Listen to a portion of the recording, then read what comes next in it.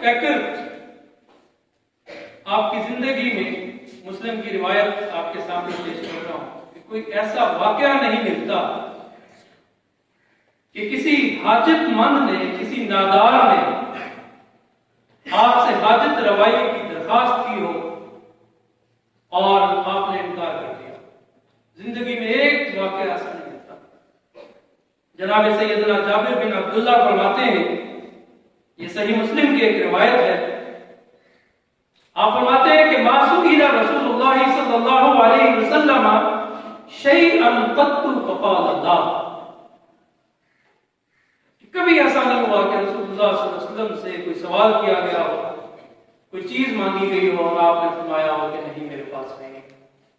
یا دینے سے انکار کیا ہو۔ یہ رسول اللہ صلی اللہ علیہ وسلم کی زندگی کا ایک روشن پہلو ہے غریب پروری کے حوالے۔